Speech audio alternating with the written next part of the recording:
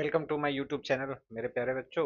अभी मैं ग्रेविटेशन का बेहतरीन नीट लेवल का है अच्छे क्वेश्चन लेके आया हूँ, जो कि अभी कोर्ट टेस्ट सीरीज में चल रहा है। वो क्वेश्चन आपको निकल लेके आया हूँ।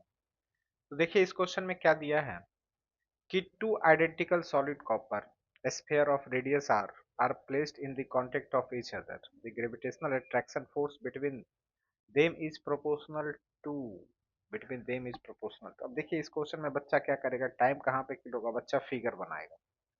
तो मैं आपको यहाँ पे एक ट्रिक दूंगा जिससे आप क्वेश्चन को फास्ट करो, क्योंकि नीट में टाइम ही सबसे बड़ा इशू है। कंसेप्ट तो सबको आता है, बशर्ते टाइम सबसे बड़ा फैक्टर होता है। तो देखिए इस क्वेश्चन में हमें क्या पता है कि कि यहाँ पे बोला है कि the identical solid copper sphere of radius are placed in contact with each other, then the gravitational force between the two identical. अब देखिए यहाँ पे क्या मास दिया है? बिल्कुल मास नहीं दिया है। तो यहाँ पे मास तो बिल्कुल नहीं दिया है, समझ रहे हैं ना। तो जब भी आपका सॉलिड कॉपर दिया है, इसका मतलब मास को हमको लिखना है डेंसिटी इंटू क्या, वॉल्यूम। ठीक है ना, हमें डेंसिटी इंटू वॉल्यूम लिखना है।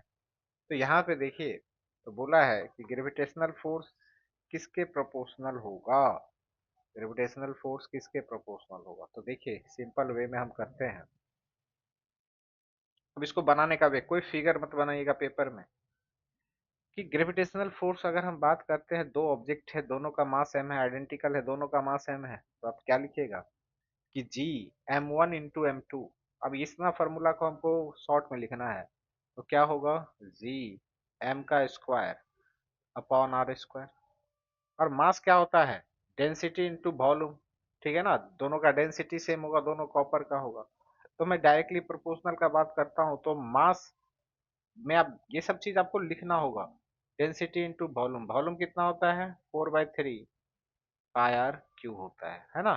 तो मास डायरेक्टली प्रोपोर्शनल क्या हो गया, आर क्यू, है ना। तो यहाँ पे मैं डायरेक्ट लिखता हूँ mass directly proportional R cube, और आर क्यू का whole square upon R square, means R पे पावर 6 अपॉन आर स्क्वायर। देखिए आपका क्या हुआ, आंसर आ गया आर पे पावर 4। प्रोपोर्शनल खो जाए तो हमको उतना लिखने का क्या जरूरत है। आंसर, अब बच्चा यहाँ पे फिगर बनाता है, ये करता है, टाइम किल होता है। अब चलिए यहाँ पे देखते हैं इस क्वेश्चन को। क्वेश्चन में क्या बोला है कि सेकेंड नंबर क्वेश्चन पे देखिए, ये क्वेश्चन बहुत बार पेपर पे पूछा है। बोला है सॉलिड स्फीयर यूनिफॉर्मली है, gravitational are applied to a gravitational force of attraction equal to F1 on particle mass m placed at the distance 2r. A spherical cavity of radius r2 now made in a sphere. The sphere with cavity now. तो देखिए अब कितना होगा F1 F2 का value. अब ये question paper पे आएगा तो बच्चा 2-3 मिनट तो ले लेगा, लेकिन हमको पेपर पे 1 मिनट में ही सॉल्व करना है। तो ऐसे सोचते हैं, आप पहले ऐसे सोचिए, कैविटी का जब भी प्रॉब्लम होगा तो कैविटी को पहले पूरा स्फेयर मानिए, उसके कारण फोर्स निकालिए, फिर कैविटी वाले के कारण माइनस कर दीजिए। तो F1 हम बात करते हैं, F1 कितना होगा, F1 फोर्स, अभी मानिए कैविटी बिल्कुल भी नहीं है, तो कैविटी नहीं है तो फोर्स क्या होगा, G capital M into small M upon 2r का whole square, means G capital M into small M upon 4r²। ये आपका F1 हुआ। अब जब आप यहाँ पे कैविटी क्रिएट कर दिए हैं, तो कैविटी क्रिएट किए हैं तो आप कैसे निकालिएगा इसका मास कितना होगा। आप ऐसे सोचिए कि मास जो होता है वो डायरेक्टली प्रोपोर्शनल होता है आर क्यू, क्योंकि density equal to volume 4/3 pi R cube. अब यहाँ पे r/2 है, तो बताइए अगर आपका रेडियस r/2 का होल क्यू होगा तो मास भी तो m/8 होगा। मतलब इस कैविटी का मास कितना है, m/8 है। इस कैविटी का मास कितना है, m/8 है। तब कैविटी के कारण जो होगा उसमें हम क्या लगाते हैं, निगेटिव साइन लगाते हैं, है ना। कैविटी के कारण जो होगा उसके कारण हम क्या निकालते हैं, उसके वजह से हम निकालते हैं निगेटिव साइन। तो जब आप कैविटी कर दीजिएगा तो पहले कैविटी के कारण निकाल लीजिए, तो इसके कारण हम निकालते हैं F2 डैश। तो सिर्फ कैविटी के कारण कितना इस पे फोर्स लगेगा वो देखिए, तो लिखेंगे minus G M by 8 into M, और यहाँ से कैविटी से ये दूरी r/2 है, और ये दूरी यहाँ से कितना है, यहाँ से ये r है, r/2 और r कितना हो गया, r/2 प्लस r हो गया आपका 3r/2 का होल स्क्वायर। तो यहाँ से जब आप कैलकुलेट कीजिएगा, ये बन जाता है gm into M upon 18r²। तो भाई अब कैविटी क्रिएट करने पे कितना फोर्स लगेगा, भाई टोटल फोर्स में से इतना को माइनस कर दीजिए, तो F2 कितना होगा, F2 होगा F1 minus F2 dash, means G M into M upon 4r² minus G M into M upon 18r²। जब यहाँ से आप इसको माइनस कीजिएगा तो ये आ जाएगा आपका 7/36 जी एम इंटू एम r²। आपको रेशियो पूछा है तो रेशियो निकाल लीजिए, F1 अपॉन F2 का जब रेशियो निकालिएगा तो बाकी सब टर्म तो कट ही जाएगा, ठीक है ना, ये 36 ऊपर चला जाएगा, मीन्स आपका 9/7। देखिए कितना जल्दी मैंने निकाला है। तो ऐसे क्वेश्चन बनता है, हमेशा लिखने का नहीं है, दिमाग से चलिए तभी आप नीट में अच्छा कर पाइएगा। फिर क्वेश्चन में बोला है द डिफरेंस इन दी, तो देखिए क्या है क्वेश्चन में, कि बोला है कि the difference in the value of acceleration due to gravity at poles and equator due to rotation is, देखिए इक्वेटर और पोल का बात करते हैं तो g इक्वल टू होता है, g डैश इक्वल टू होता है g माइनस ओमेगा स्क्वायर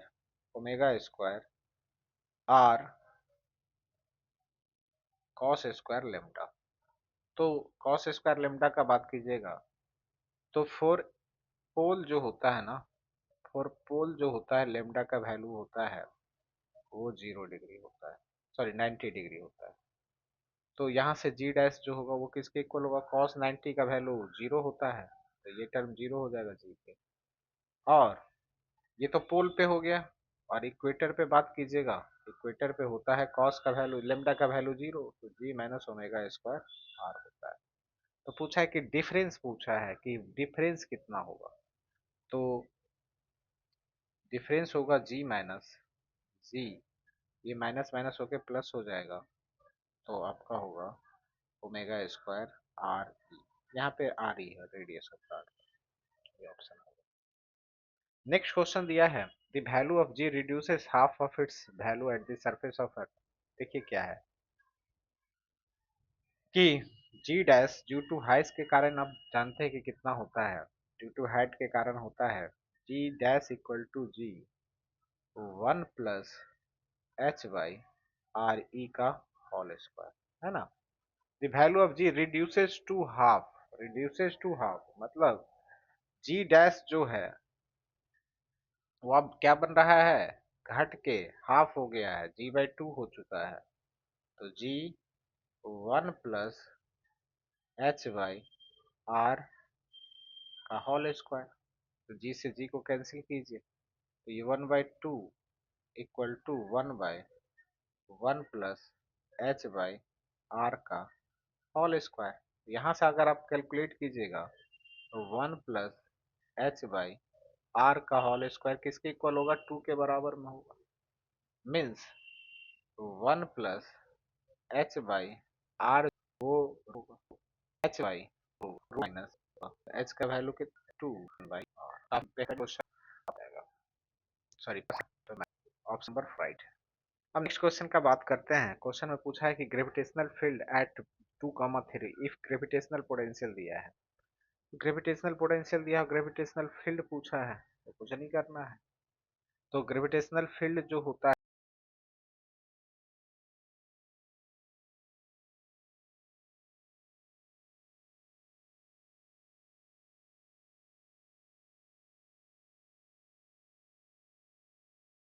तो ग्रेविटेशनल फील्ड को हम क्या लिखेंगे, E X equal to minus D V by D X I cap minus D V by dy J cap, है ना, ये होगा। अब यहाँ पे डिफ्रेंशिएट कीजिए, पार्शियल डिफ्रेंशिएशन है तो माइनस रखते हैं, तो 5 और ये हो जाएगा आपका 2x y I cap minus 5x²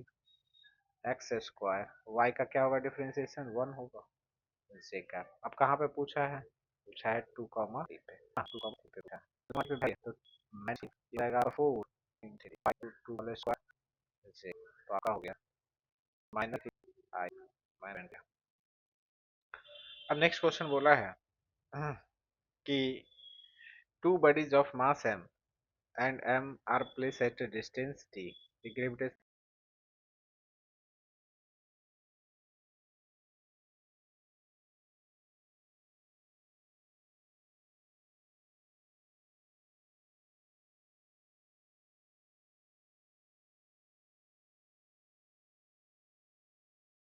potential position where the gravitational field becomes zero. Zero is v. Where the gravitational field due to them is zero is v. तो सिंपल क्वेश्चन है। तो सिंपल क्वेश्चन का मतलब क्या है, अब ये चीज समझिए कि बोला है two bodies of mass small m and capital M are place at a distance t। ठीक है, तो पूछा है कि the gravitational potential at the position where gravitational field is zero is v, then v का वैल्यू कितना होगा। ठीक है, तो देखिए ये simple question in the logic क्या है कि पहले तो आपको निकालना होगा कि कहाँ पे ग्रेविटेशनल पोटेंशियल जीरो होता है। तो ग्रेविटेशनल पोटेंशियल होता क्या है, अगर मान के चलिए ये ऑब्जेक्ट यहाँ पे है, ठीक है, इसका मास स्मॉल m है, इसका मास स्मॉल m है,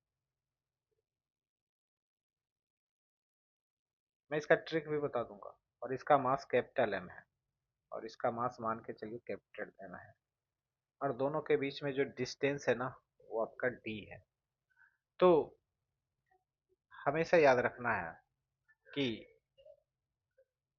d1 और d2 का जो रेशियो होता है ना, यहाँ पे मान के चलिए यहाँ से ये दूरी d1 होगा, मान के चलिए यहाँ पे पोटेंशियल जीरो है, और यहाँ से ये दूरी कितना होगा, यहाँ से ये दूरी d2 होगा। तो d1 और d2 जो होता है वो किसके प्रोपोर्शनल होता है, मास के इनवर्सली प्रोपोर्शनल होता है, मतलब रो। तो d1 जो हो वो हो m और नीचे m प्लस इसका आ जाएगा। ठीक है, ये यहाँ पे होगा, आया बात समझ में। और d2 जो होगा वो होता है root under m1 into D under में क्या होता है, डिफरेंस होता है। ओके, तो पूछा है कि भाई अब बताइए किसके आंसर में आ रहा है आपका रूट, किसके आंसर में आ रहा है, तो डिस्टेंस निकालना है ना, डिस्टेंस निकालना।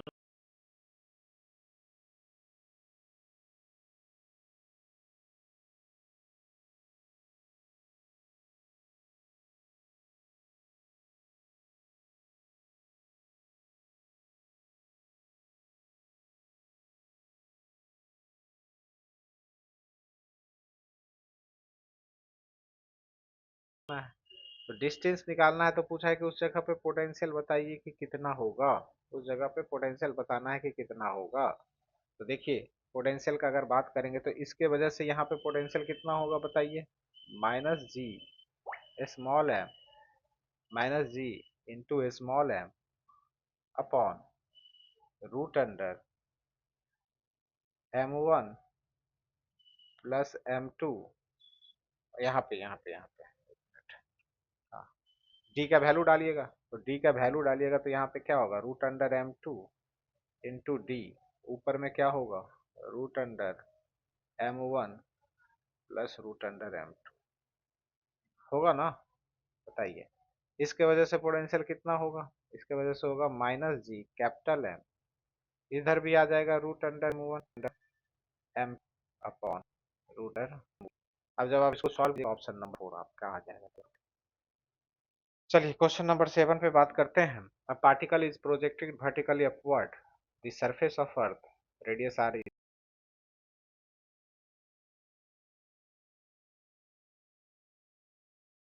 the speed is equal to escape of bullet, what is the maximum height attained by it from its surface of earth? तो देखिए सिंपल क्वेश्चन है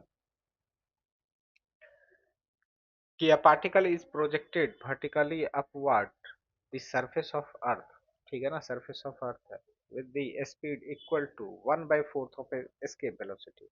अब कितने escape velocity से आप जा रहे हैं, 1/4 escape velocity से जा रहे हैं, तो कितना पे होगा समझिए। तो एनर्जी कंजर्वेशन से हम बात करेंगे, तो bye apply energy conservation, direct ये सब क्वेश्चन में एनर्जी कंजर्वेशन अप्लाई कीजिए। बाय अप्लाई एनर्जी कंजर्वेशन, अगर आप एनर्जी कंजर्वेशन यहाँ पे अप्लाई करते हैं, तो जब आप यहाँ पे सरफेस पे बात करते हैं, तो सरफेस पे क्या होगा, हम मेरे पास पोटेंशियल एनर्जी होगा, तो पोटेंशियल एनर्जी कितना होगा, जी एम, ठीक है ना, एम अपॉन आर ई होगा ना, क्योंकि अर्थ के सरफेस पे है, साथ में इसके पास काइनेटिक स्पीड दे दीजिए, half M V square, okay. और जब हाइट पे जाएगा उस समय कितना होगा, minus G M into M, और अर्थ के सेंटर से मान के चलते हैं वो कितना रेडियस पे है, कितना हाइट पे है, तो वो आर हाइट पे है। अब इसको सॉल्व कीजिए,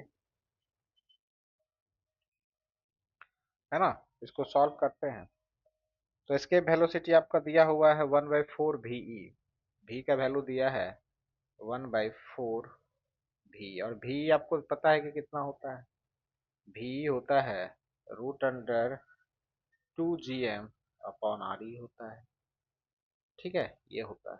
तो चलिए अब इसको सॉल्व करते हैं, तो आप इसको इस साइड ले चलिए, तो ये हो जाएगा आपका GM/M upon R E minus GM/M upon R two half under 2 upon, ठीक है। अब सॉल्व कीजिए, आर का वैल्यू आपको आ जाएगा, तो GM GM to M, sorry 1 हो जाएगा एम आर, है ना, स्मॉल मास, ये स्मॉल मास सब कुछ जीएम के टर्म रहा है ना, के टर्म में इस टू तो ये हो जी अपॉन कितना आर इक्वल टू कितना रहा, नहीं यकीन हो ना। अब चलिए यहाँ से सॉल्व कीजिए, जीएम से जीएम कॉमन लीजिए, जीएम से जीएम कॉमन लेके काटते चलिए, तो जीएम से जीएम को कॉमन लेके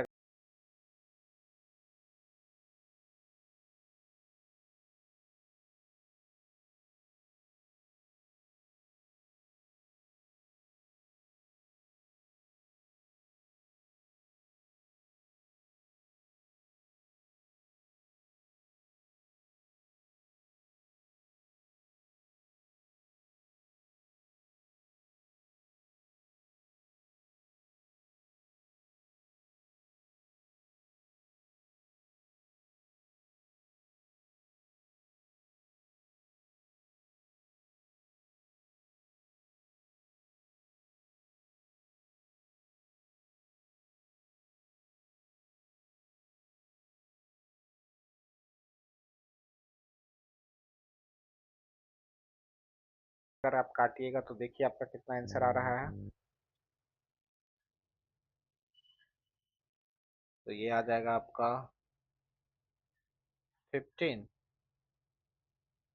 GM by R E equal to GM by R, इससे ये कैंसिल हो गया, आर का वैल्यू आपका आ गया, आर का वैल्यू आ गया 16/15 RE है, लेकिन हमको सरफेस से कितने हाइट पे गया है, तो हमको तो हाइट बताना है, तो हाइट जो है कैपिटल स्मॉल आर को है, आर ई मतलब आर है आर कट होगा आर ई, ठीक है, अच्छा है आपको टाइम लगा। चलिए नेक्स्ट क्वेश्चन पे करते हैं, बोला है particle is fired with a speed v equal to root under 2 gr from the earth's surface, it escaped the gravitational pull of earth, its speed in interstellar space is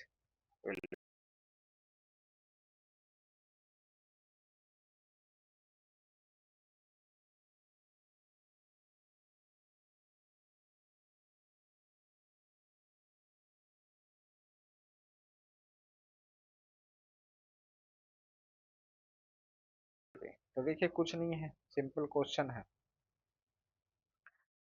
तो पूछा है कितने speed से ये जाएगा। देखो, तो हम यहाँ पे एनर्जी कंजर्वेशन लगाएंगे। अर्थ के सरफेस पे तो पोटेंशियल एनर्जी होगा G M M upon R, साथ में काइनेटिक स्पीड होगा हाफ एम, भी का वैल्यू आपका दिया है 2√अंडर जी बाई आर का होल स्क्वायर। एस्केप में जाएगा इन्फिनिटी में, जब अर्थ के सरफेस के पुल से ही बाहर निकल चुका तो पोटेंशियल क्या होगा, पोटेंशियल तो आपका जीरो होगा, पोटेंशियल जीरो होगा, लेकिन इसके पास अब स्पीड है हाफ एम भी स्क्वायर से। तो यहाँ से आप देखिए minus G M into M by R plus half M 4 G R equal to half M V square. अब देखिए m कॉमन है, हटाते चलिए, कोई दिक्कत नहीं है। अब देखिए g इक्वल टू क्या होता है, g इक्वल टू होता है जी एम पर, बात समझते हैं क्या होता है, ये होता है। तो मैं क्या करता हूँ, r से मल्टीप्लाई हूँ, और ये सब चीज बच्चों को नहीं पता चलता कौन आर, तो मैं यहाँ से कैंसिल, जी स्क्वायर को आप क्या लिख सकते हैं, लिख सकते हैं by R equal by, question में समझा रहा है इसे क्या लिखते हैं, आर स्क्वायर को जी आर लिखते हैं अपॉन वो है द पीरियड ऑफ सैटेलाइट। ये क्वेश्चन आराम से बन जाएगा, ठीक है ना। The period of satellite in circular orbit of radius R is the other satellite of orbit forward, जो स्क्वायर है तो होता है, ये होता है जो वो टी है, तो टाइम तो इसे इसको कैंसिल, तो टी अपॉन बाई 4। तो यहाँ आप क्या कीजिएगा, टी अप टी डैश पहले और क्या हो जाएगा आपका T option number. Next question पे हम बात करते हैं कि the minimum and maximum distance दिया हुआ है, दी मिनिमम स्पीड। तो यहाँ पे क्या करना है, यहाँ पे सिंपल है कि आपका एंगुलर मोमेंटम कंजर्वेशन होता है ना। एंगुलर मोमेंटम कंजर्वेशन का कंसेप्ट लगाइएगा। तो बोला है देन द मैक्सिमम स्पीड, ठीक है ना। तो बोला है द मिनिमम, मिनिमम जहाँ पे मिनिमम डिस्टेंस होगा वहां पे स्पीड मैक्सिमम होगा। तो मैक्सिमम हम मानते हैं v है, तो v x1, v x1 not x2, distance छोटा, यहाँ से हमें क्या चाहिए, जो होगा नॉट x2 पास होगा। तो ये काफी बेहतरीन क्वेश्चन मैंने 10 क्वेश्चन करवाया, इससे आपका एक क्वेश्चन तो 100% पेपर पे रहेगा। इस सेशन को आप देखिए और जरूर क्वेश्चन को सॉल्व कीजिए। Thank you.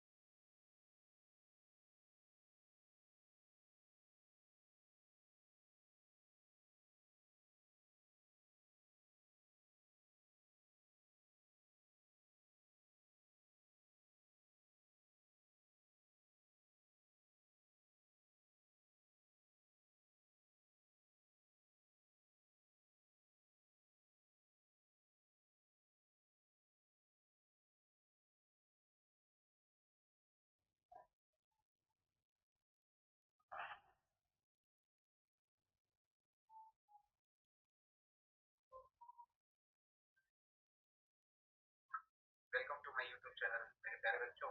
आज शाम में ही जेईई मेंस का रिजल्ट आया है। जहाँ तक मुझे मैसेज आया है तो बहुत सारे बच्चे का रिजल्ट काफी ज्यादा खराब आया है। किसी का 22% आया है, किसी का 99.99% आया है। और मैं बेसिकली सोचा मैं थोड़ा सा दिखा रहा हूँ। तो जो मैसेज मिला था